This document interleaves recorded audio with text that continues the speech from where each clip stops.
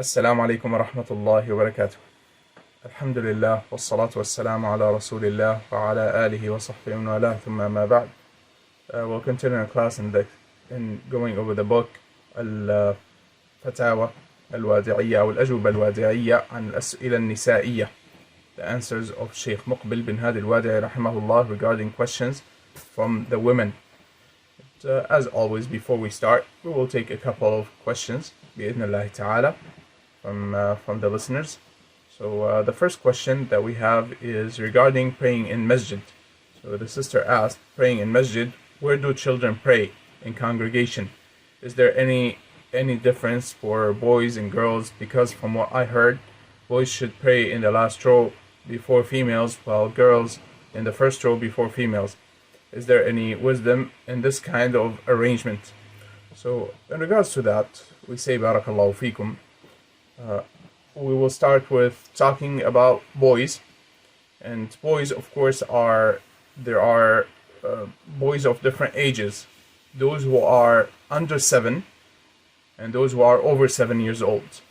So, and the people of knowledge usually mention 7 years old because that is the age of being able to recognize right from wrong, to understand what they are supposed to do during the salah. This is the time in which they are commanded. The Messenger ﷺ said, command your children to pray at the age of 7. So this is the time in which the children are commanded to start praying. And the people of knowledge, they say commanding them to pray means also commanding them how to pray and teaching them how to pray and how to prepare for the salah, such as performing wudu and being upon purity and the likes of these things. So the people of knowledge, they say children who are under 7, they do not recognize what they're supposed to do and how to purify themselves and how to perform wudu and the likes of these things. So, and this is the opinion of some of the people of knowledge, and they say therefore children who are under the age of 7, and we're still talking about boys specifically for a reason, and we'll come back inshallah to talk about girls and what they're supposed to do. So boys under the age of 7, the people of knowledge, they say that if a boy under the age of 7 is in the row, he actually cuts that row and makes a gap in the row, because he might not be upon purity, he might not be upon wudu for boys under 7. This is the opinion of some of the people of knowledge. And we heard this, that our Sheikh Abdurrahman al-Maysan, hafidhahullah, he considers this to be the stronger opinion. Of course, kids they have different maturity levels and ages, so that also depends on the maturity of the child. Some children, they mature faster than others, and by the age of 7 or before the age of 7, they might have already learned how to stand in the prayer and how to pray without movement, without doing anything. And some children who are even after the age of 7, they are not so, meaning that they even after the age of 7, some children continue to play around and move and the likes of these things. So that should be also recognized. Now, boys who are older than 7, if they come to the salah, the people of knowledge, they say if they come to the salah, and the boy, this child is diligent and wants to attend the salah and pray, and he tries to pray properly, and he takes a place in the row, then he should not be moved back. Because as Sheikh ibn Uthaymeen rahimahullah, he said, even if he is younger, he came first, and he has the right, since he is commanded to pray, or he is that his parents are supposed to command him to pray.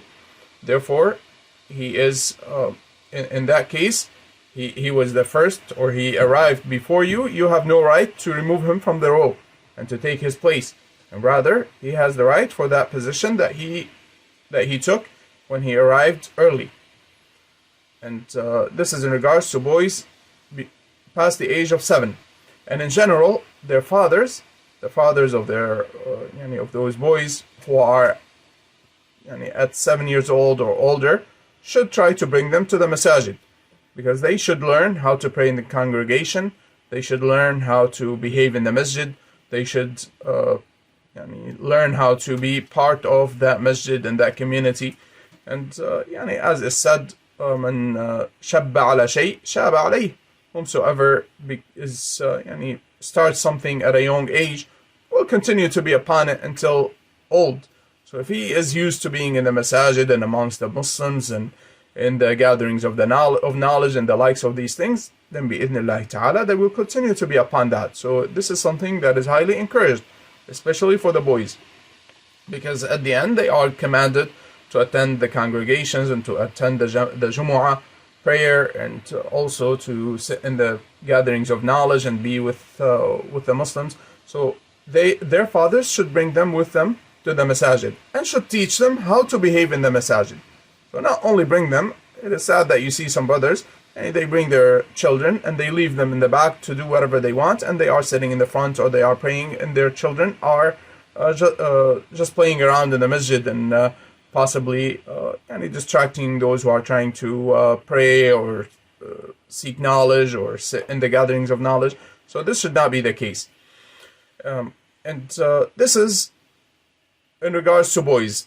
Boys under the age of 7 in general should not be brought to the masajid. One should not bring his son who is under the age of 7, and this is for boys and girls. In general, they should not bring them to the masajid, because they will, like we said, they are still not mature, they still don't know how to properly behave in the masajid, and therefore they would distract those who are praying, those who are reciting Quran, and those who are remembering Allah subhanahu wa ta'ala, and those who are teaching and studying and the likes. So there will be a distraction to them, and therefore they should not be brought to the masajid. But like we said, one child to another is different, and they can be brought, of course, if there is a reason, if there is a need, if there is a reason, such as, for example, there is no one at home to take care of him, and the father, he has to come to the masjid to pray or to sit in the jama'ah or anything like that. Likewise, the mother, if the sister, she takes care of the children, and there's no one home for her to leave the children with, and she wants to go and attend a class with sisters, then she can bring her children, as long as she tries her best to teach them how to sit, how to behave, how to not distract others, and she pays attention to them. Not that she comes and leaves them to do whatever they want, and she goes to pray or to sit in the classes or whatever it is, and her children are playing around. And girls in general, the people of knowledge, they say that girls in general, they are not commanded to come to the jama'ah, because the women are not commanded to attend the jama'at, the congregations, or the Jumu'ah, the Friday prayers. So the sisters in general, they should not try to bring the girls to the masajid. It is not something that they should be encouraged to do. And rather, they are encouraged to stay at home, unless, like was mentioned before, for example, if the sister, she wants to seek knowledge, she wants to sit in the gatherings of knowledge, and she has a daughter who is mature enough to also sit and listen and possibly benefit, then she should bring her. She should bring her to the masjid, and or if there are classes for the sisters or the girls, whether it is Quran recitation classes or Arabic language, or that she brings her to learn Aqidah, Tawheed, and other than that, especially if there are programs in the masjid specific for the children at that age, then she should bring her, inshallah. She should bring her to benefit. So the matter is looked at. Now, where do they stand in the prayer? Like we said, children who are over the age of 7, they stand where they stand. It is best to have them standing next to their parents, because this way they learn from their parents, and they learn how to stand and where to stand, what to do.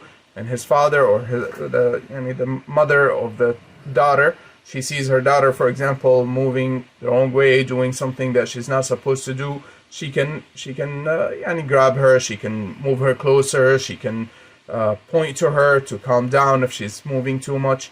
So that should be the case. Barakallahu fikum. Now, girls who are under the age of 7, boys and girls under the age of 7, they in general should not be brought to the masjid. However, if the person does need to bring them, one thing to do is to go all the way, for the person to go all the way to the end of the row, to stand in the end of the row and have his child or her child, for the sister as well, to have her child sitting next to her on the opposite side of the row. This way, first of all, she does not bother anyone. She is by the wall, for example, next to a wall. So she's not bothering anyone. If she plays around, if she moves around, she would not be bothering any of the sisters next to her. And in addition, like we said, children under the age of 7, and this is a strong opinion of the people of knowledge, is that they actually cut the row, and they are considered to be a gap in the row. So by way of having her at the end of the row, or the child, and there's no harm if the child is under the age of 7, he can pray with his mother. There's no harm, inshallah.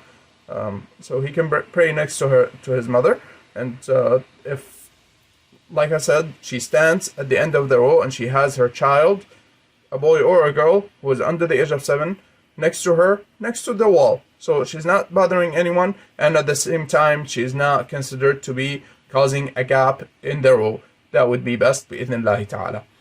Now, another question from a sister is in regards to while praying, feeling some liquid or some fluid coming out of the private parts. Should she stop praying and check, or should she continue? No, she should continue. She should continue. The Messenger ﷺ, he said regarding if someone feels the pressure of gas, that he wants to release gas while praying, and he feels like something is being released or some of the gas is released, the Messenger ﷺ, he said he does not stop his prayer until he hears the sound of passing wind, or he hears the sound or smells the scent, the smell. And so this means that one should not stop his prayer unless he is certain that he broke his wudu. This is when one should stop his prayer, when one is certain. So if the sister she feels some fluid coming out of her private parts, then she should not stop her prayer, and especially so that as the people of knowledge, Sheikh ibn Uthaymeen rahimahullah, he has a lengthy discussion regarding fluids coming from the private parts of the women, that it is that they do not break her wudu, unless of course it is that she is on her menses, in which case of course she cannot pray, and that would break her wudu. Otherwise, he said that naturally, the fluids that come out naturally, that they do not from the women's private parts, that they do not break her wudu. This is the opinion of Sheikh ibn Uthaymeen rahimahullah. And in any case, regardless of whether or not the sister takes this opinion, it's still, and this is without a doubt as a strong opinion. This is a strong opinion, and it should be known that regardless of the case, one should not stop his prayer unless he is certain, unless with certainty. So she should not stop her prayer in order to go and check, and rather she should continue her prayer. Now, we go back to the book itself, and we take some of the questions, and we go through some of the questions and answers by al-Sheikh Muqbil bin Hadi al-Wad'i rahimahullah, that he was asked by sisters, by the women. So the sister asked, هل يجوز أخذ المال في تعليم الأطفال للقرآن? Is it permissible for me to take money for teaching children to recite the Quran, or to teach the Quran to children? al-Sheikh rahimahullah, he said, لا تشترطي. He said, do not make it as a condition. وأما إذا أعطيت من دون اشتراط أو جاء فاعل خير وقال أريد أن تعلمي أبنائي أو تعلمي أبناء المسلمين وأنا أعطيك في الشهر كذا وكذا فلا بأس إن شاء الله ولو جاء شخص وما عنده مال نعلمه.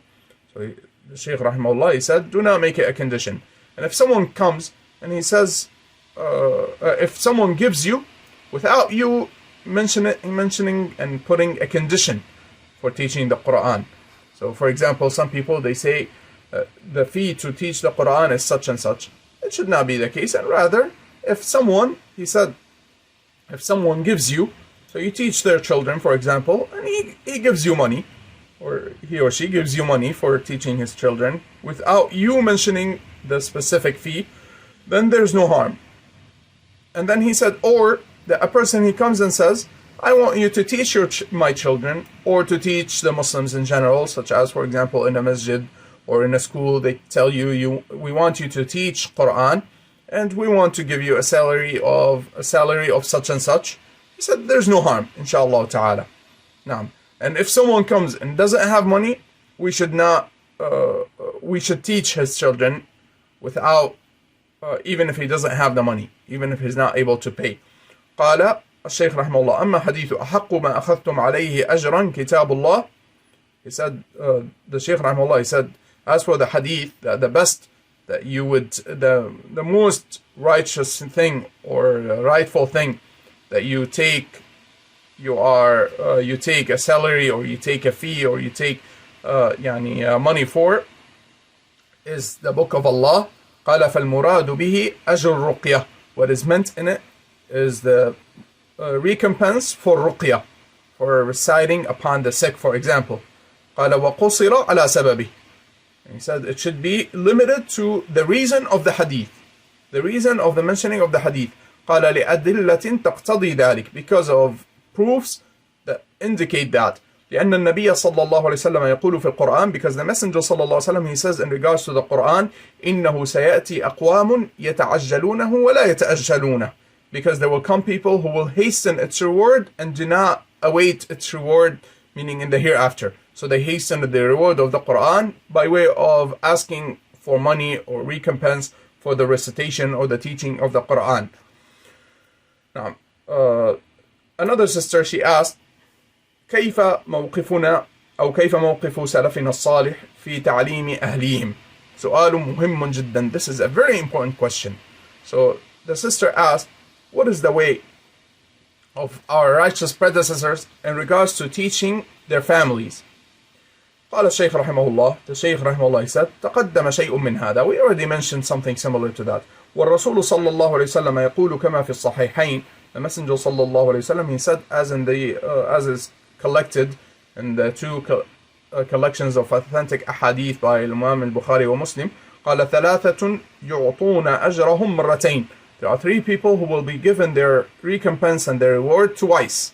وذكر منهم رجل له أمة فأدبها فأحسن تأديبها وعلمها فأحسن تعليمها ثم أعتقها وتزوجها. So the Messenger صلى الله عليه وسلم, he said one of them is a man who has a female servant, and he teaches her and he disciplines her in a good way, in a good manner, and he teach her the knowledge in a good way and good manner, and then he frees her and he marries her. قال فأمر مهم أن يؤدب الرجل امرأته في حدود الكتاب والسنة. It is important for the person to teach his wife based upon the book of Allah and the Sunnah of the Messenger صلى الله عليه وسلم. فإن النساء ناقصات عقل ودين, because the women in general, they have shortcomings in regards to their intellect and in regards to their religion. كما أخبر النبي صلى الله عليه وسلم بذلك, as the Messenger صلى الله عليه وسلم informed in regards to this. Do you not see the women, as Allah subhanahu wa ta'ala mentioned, واستشهدوا شهيدين من رجالكم فإن لم يكونا رجلين فرجل وامرأتان ممن ترضون من الشهداء أن تضل إحداهما فتذكر إحداهما الأخرى. Allah subhanahu wa ta'ala mentioned that the witnessing of two women is like the witness, the testimony of one man. This is their shortcomings in regards to their intellect and in regards to their their intellect. And likewise, they have shortcomings in regards to their religion, that they have to leave the salah and the siyam for the days of their menses. So this is a form of shortcomings in their religion. Yes, of course, there's no doubt that some women are much better than many of the men.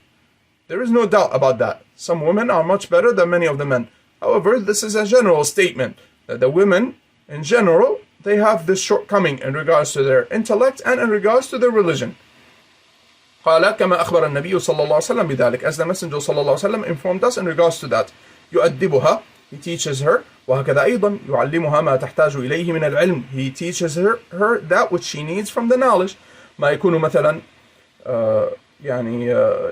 يقول ما يكون مثلا ائتي بالقهوة وبالشاي وبالغداء وأكثرت الملح في الغداء إلى آخره في الغداء إلى آخره. So he said rahimahullah, he is teaching the man in this case. He said the man should not be, his only concern is bring me coffee, bring me tea, bring me food. Why is the food salty, and so on and so forth. This should not be his main concern. And قال meaning that his concern should be how to save his wife and his children from the hellfire, how is the man supposed to teach his wife to be a student of knowledge, to help her? Even if he does not do the actual teaching, at least help her, guide her, help her, show her how to seek knowledge, what to study, who to study from. Pay attention to this matter. قال المهم المشاكل مع أهله أما التعليم فلا. يعني what is most important for him is to raise concerns and have problems with his family, and when it comes to knowledge, he's heedless of that, and his he does not care about this matter. قال تقول له علمني. She might even say to him, teach me. يقول أنا عندي دروس. He tells her, I have classes. نعم إذا عندك دروس فقد هيأ الله من يعلمها من فضل الله. He said, yes, if you are busy, you have classes, you are busy, you have other things, then Allah subhanahu wa ta'ala, with His bounty, He made it possible for her, someone who would teach her. هناك نساء قد أصبحن مستفيدات. He said, rahimahullah, he said there are women who became strong students of knowledge. وأصبحن باحثات, to the point of being able to research matters of the religion and matters of the knowledge. قال بل يجب أن يحمد الله سبحانه وتعالى إذا رأى امرأته راغبة في طلب العلم. Rather, he should be grateful and thankful to Allah subhanahu wa ta'ala if one finds his wife that she is diligent in regards to seeking knowledge, وأن يساعدها, and to help her and aid her in regards to that. والله في عون العبد ما كان العبد في عون أخيه. And Allah helps and aids the servant as long as the servant helps and aids his brother.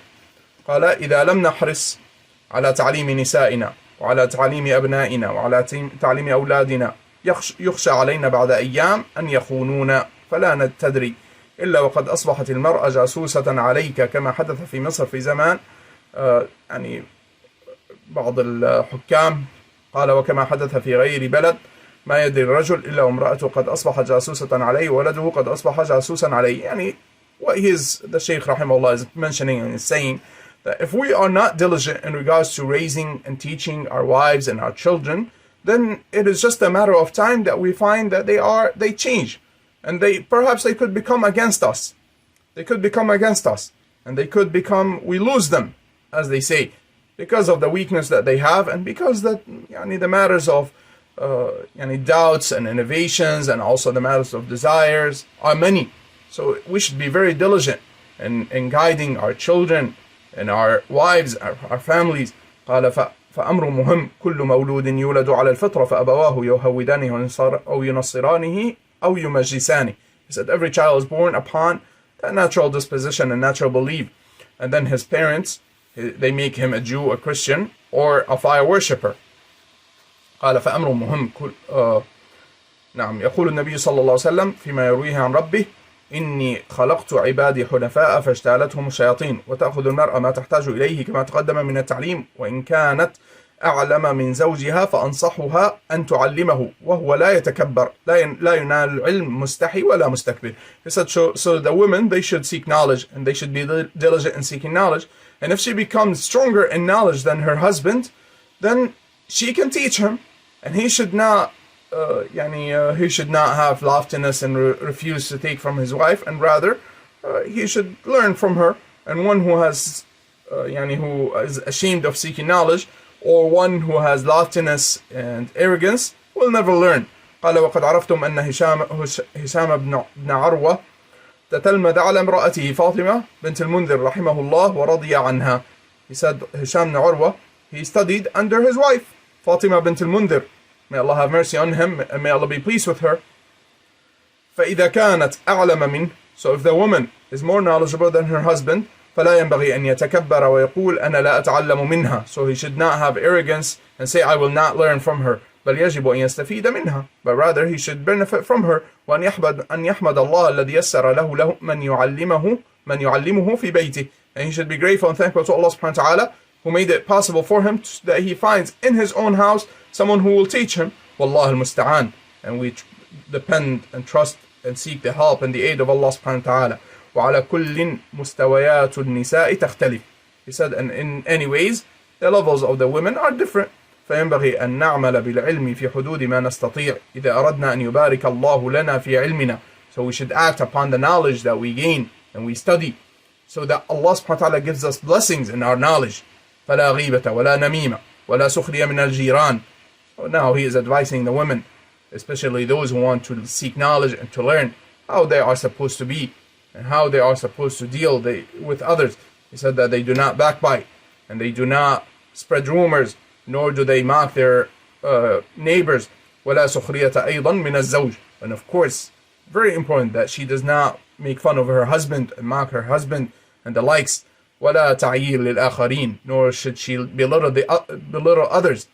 بل يجب أن نقتدي برسول الله صلى الله عليه وسلم. But rather we should take the Messenger صلى الله عليه وسلم as our example. وأن نحمد الله سبحانه وتعالى إذ يسر لنا بالمكتبتين نتمتع بهما. He said we should be grateful and thankful to Allah subhanahu wa ta'ala that He gave us two libraries. Referring, rahimahullah, the Sheikh rahimahullah here is referring to the library of the men and the library of the women. Because in his center, he used to have two libraries. A library for men and a library for women. And there's no doubt that this was from his diligence, rahimahullah, in making sure that even the women, that they study and some of them become students of knowledge. And there's no doubt that from his students, and in general from the students of the mashayikh, there are sisters who are students of knowledge, who are strong students of knowledge, who can help the sisters and answer their questions and teach them their deen. There's no doubt that this is an excellent matter. So, my advice to the sisters is do not belittle yourself and say, are the sisters going, what am I going to do? If I learn, what do I do? Wallahi, you do a lot. You teach your children, you teach the sisters around you, you help your husband. If he is a student of knowledge, you help him in regards to his seeking of knowledge and teaching the people. And if he is not a student of knowledge, you help him by way of even teaching him, even if it is indirectly. That you help him learn and study. قال الشيخ رحمه الله أنا أعتبر الشخص إذا كان في المكتبة أحسن من الشخص الذي تقدم إليه مائدة من جميع الأطعمة الفاخرة. He said, subhanallah, may Allah have mercy on him. He said, I consider the man or woman, the person who is in a library, to be in a better place than one who is sitting on a feast with all types of food. فأنت إن أحببت أن تقرأ في اللغة العربية أو في التوحيد أو في كتب الرجال وهكذا أيضا في سير علمائنا في السيرة النبوية. So if you were to study, whether it is in the Arabic language or Tawheed, or in regards to the criticism and praise of individuals, قال وهكذا أيضا, likewise the biographies of our scholars and the life story of our Prophet Muhammad sallallahu alayhi wasallam. قال هذه نعمة من الله عز وجل. He said this is a bounty from Allah subhanahu wa ta'ala.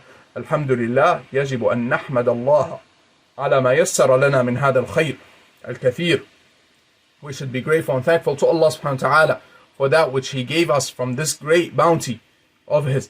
وأما أهل الدنيا, as for the people of the worldly matters, فرب العزة يقول لنبيه صلى الله عليه وسلم, Allah subhanahu wa ta'ala says to His Prophet Muhammad صلى الله عليه وسلم, واصبر نفسك مع الذين يدعون ربهم بالغداة والعشي يريدون وجهه ولا تعد عيناك عنهم تريد زينة الحياة الدنيا ولا تطع من أغفلنا قلبه عن ذكرنا واتبع هواه وكان أمره فرطا. And remain patient with those who worship their Lord and supplicate to their Lord in the morning and the evening, seeking the face of their Lord, and do not extend your eyes beyond them, wanting the worldly pleasures. And do not follow and obey the one whom we made heedless. His heart is heedless from our remembrance, and he follows his desires, and his matter is at last. قال فربما تكون المرأة مع صاحب دنيا طول يومها. He said the woman might be with one of the worldly matters in all of her day. وهي في شغل وهي في عناء لا تستطيع أن تفتح كتابا. And she is busy, and she is in a difficult situation that she is not able to open books. بل أعظم من ذلك أنها ربما تكون مستفيدة. That what is worse than that is that she might be a strong student of knowledge, and she's not able to study because her husband does not want her to study, or he keeps her busy, as the Sheikh rahimahullah mentioned, that all he wants is and his concern is the food and the house and the likes. And then when it comes to her benefiting or learning or studying, he does not want her to do so. قال إياك أن تتعلم العلم النافع وأن تصبحي مرجعا ينفع الله بك الإسلام والمسلمين ثم تلطمي نفسك في عامي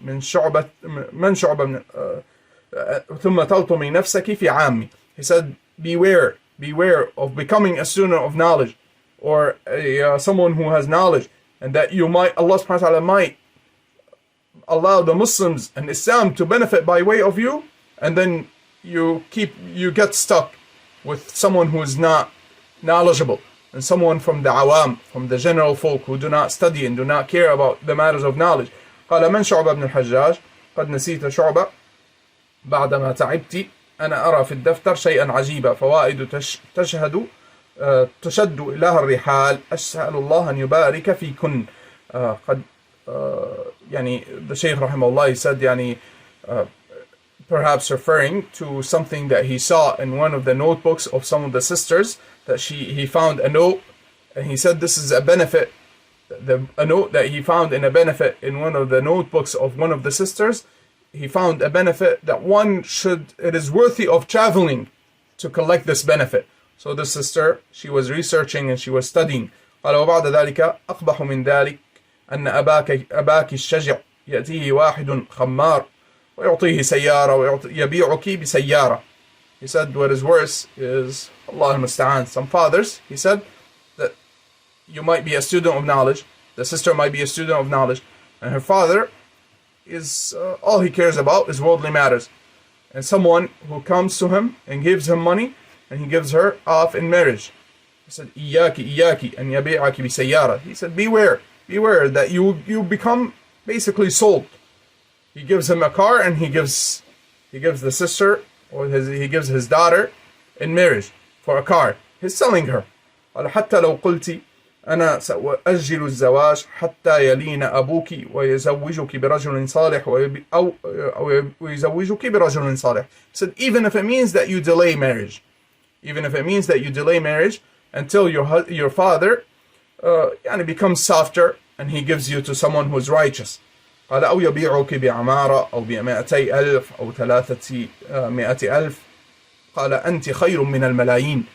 He said, that your father, perhaps if he is stingy and all he cares his materialistic, and all he cares about is worldly matters, he might sell you for a building or 100,000 or 200,000. He said, you are more precious than millions. Shaykh rahimahullah, he said the student of knowledge from the sisters is more precious than millions, and all of the wealth and the worldly matters. قال أنت طالبة علم. You are a student of knowledge. إياك أن يبيعك بما لا ينفعك ولا ينفع أباك. He said, beware that he sells you with that which does not benefit you nor benefits him. مثل الجليس الصالح وجليس السوء كحامل المسك ونافخ الكير. And then the Shaykh rahimahullah mentioned the example that the Messenger sallallahu alaihi wasallam mentioned, that the good companion and the bad companion is like the one who has the perfume and the blacksmith. The good companion is like one who has perfume, and the bad companion is like the blacksmith. As for the one who has perfume, قال حامل المسك إما أن يهديك وإما أن تبتاع منه وإما أن تجد منه ريحا طيبة. The person who has the good the perfume, either he gives it to you as a gift, the good sister, or your husband, if he is righteous and is a student of knowledge, either he gives you the knowledge as a gift, وإما أن تبتاع منه, or you might even to the point of buying it from him, meaning you give him in return. وإما أن تجد منه ريحا طيبة. Even if you do not get the knowledge from him, the least that you get is to smell and find the good essence and the good smell. And this, without a doubt, is the way of the people of righteousness. That even if you do not take from their righteousness, the least that you find is their good manners. That you find that they treat you well and they are good towards you. Why? Because he's a righteous person. قال ونافخ الكير. As for the blower of the fire, meaning the blacksmith, إما أن يحرق ثيابك. Either he burns your clothes meaning that he gives you from his harm. وَإِمَّا أَن تَجِدَ رِيحًا خَبِيثًا, or the least that you find is the bad smell. And this, without a doubt, is a beautiful example, because likewise the evil companion, either he gives you from his evil, and at the end you have some of that evil with you, or at least you find his bad manners, his ill manners. If he is someone who is sinful and someone who is an evil companion, the least that you find is his bad manners. قال الشيخ رحمه الله وقال النبي صلى الله عليه وسلم والرجل على دين خليله, and the man is upon the religion of his companion. So this is, the Shaykh rahimahullah is advising the women in regards to who they should get married to. That they should be diligent to get married to the students of knowledge, to the righteous brothers, so that they continue to be able to steadfast and they help them upon their religion and upon continuing to seek knowledge. قال يقول الله تعالى ويوم يعض الظالم على يديه يقول يا ليتني اتخذت مع الرسول سبيلا يا ويلتى ليتني لم أتخذ فلانا خليلا لقد أضلني عن الذكر بعد إذ جاءني وكان الشيطان للإنسان خذولا. On the day in which the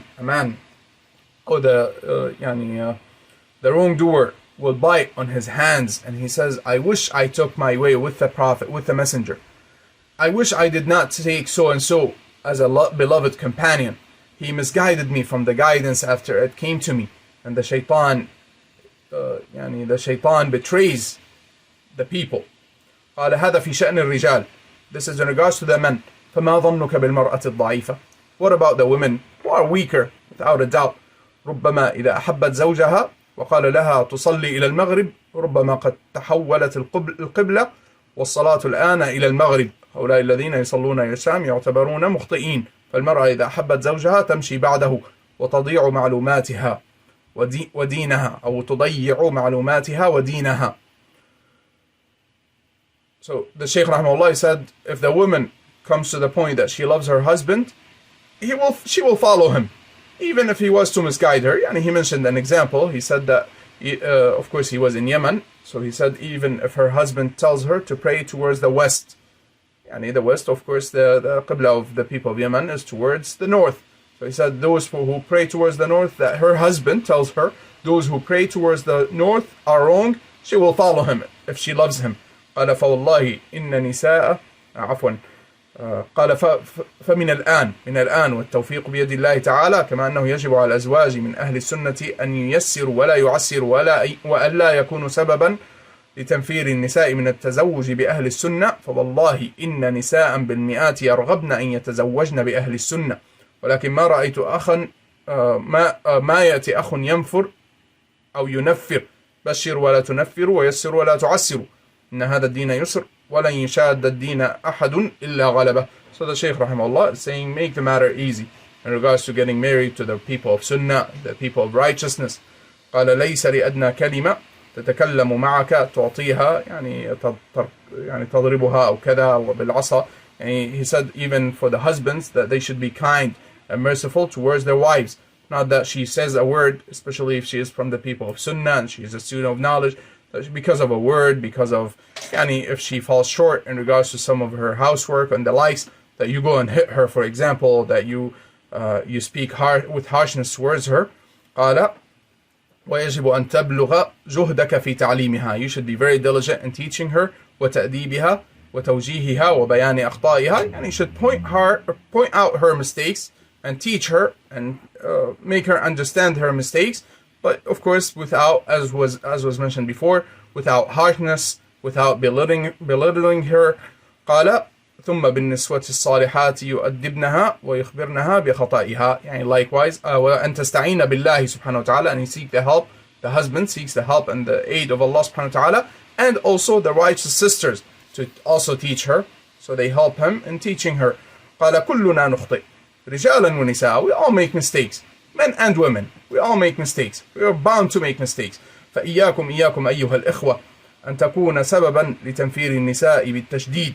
So he said, beware, O brothers, that you detract the women away from righteousness and from steadfastness and from seeking knowledge because of your harshness. نشدد عليهن فننفرهن عن الزواج بأهل السنة. He said that we are harsh towards them, and we make the women in general that they dislike getting married to the people of Sunnah. قال من فضل الله أن كثيرا من النساء يرغبن بالزواج بسني على أي حال. From the bounty of Allah subhanahu wa ta'ala, that many of the women, that they wish that they get married to the people of Sunnah, regardless of the situation. وترغب أن تتعلم دينها, and she wants to learn her religion. فقال فتحمد الله, يعني we should be grateful and thankful to Allah subhanahu wa ta'ala. قال بل أخبرت أن بعض النساء من أخواتنا الجنوبيات جزاهن الله خيرا ربما تشترط على زوجها أن يذهب بها إلى دماج.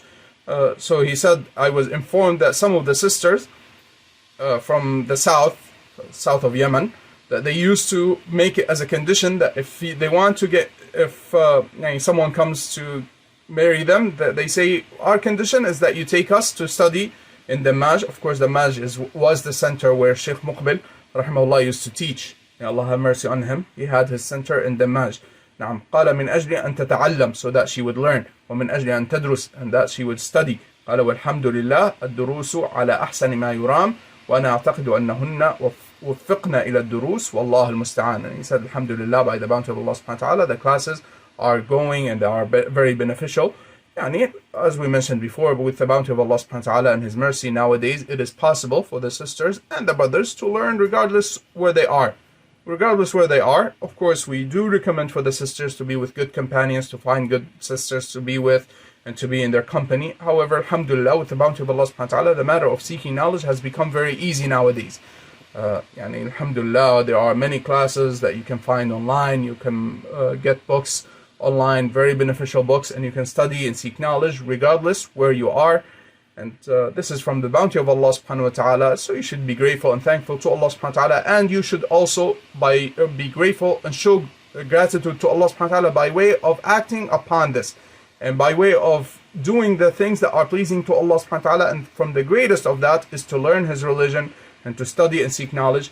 And we will conclude with this. وصلى الله وسلم وبارك على نبينا محمد وعلى آله وأصحابه أجمعين. سبحانك اللهم وبحمدك أشهد أن لا إله إلا أنت أستغفرك وأتوب إليك.